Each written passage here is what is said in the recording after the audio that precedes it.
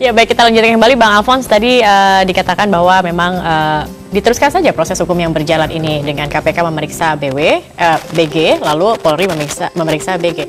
Bukankah ini nantinya juga bisa terjadi gesekan? Sebenarnya baik penyidik di KPK maupun penyidik kepolisian sama-sama Polri yang memahami hukum sebenarnya.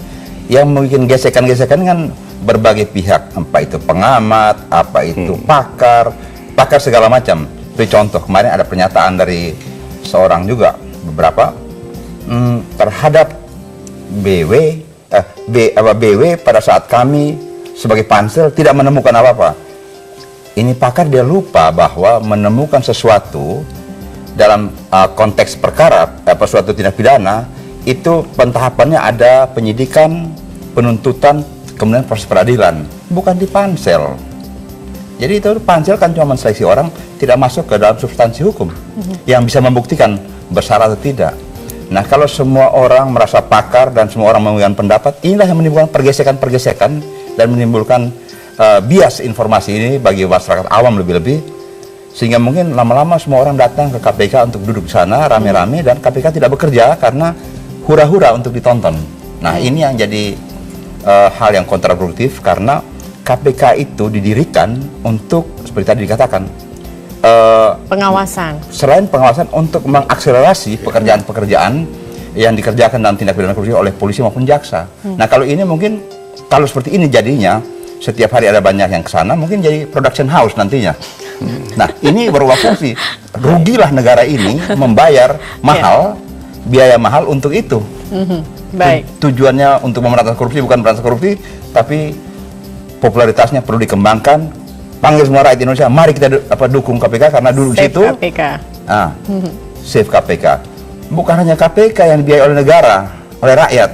Semua institusi negara dibiayai oleh rakyat. Kita save semua. Tapi lebih tepatlah save Indonesia. Save Indonesia itu yang harus kita kerjakan. Tetapi siapapun yang jadi penyelenggara negara apabila terindikasi melakukan penyimpangan apapun secara hukum. Artinya kalau tadi yang disampaikan oleh pengamat itu mengenai BW, itu hal itu juga berlaku seharusnya pada BG. Itu harusnya seperti itu.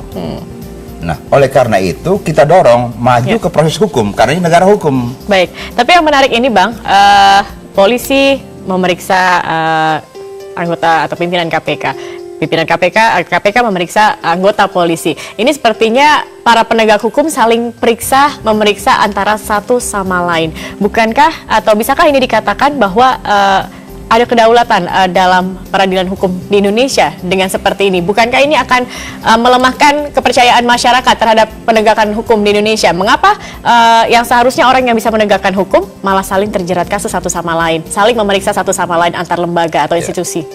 Kedaulatan hukum itu artinya hukum sebagai panglima.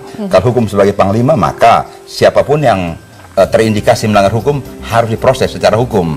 Jadi jangan sampai dipikir, loh ini akan saling menjegal. Tidak, kalau dalam koridor hukum tiada yang kebal hukum di negara ini. Equality before the law itu haruslah berlaku.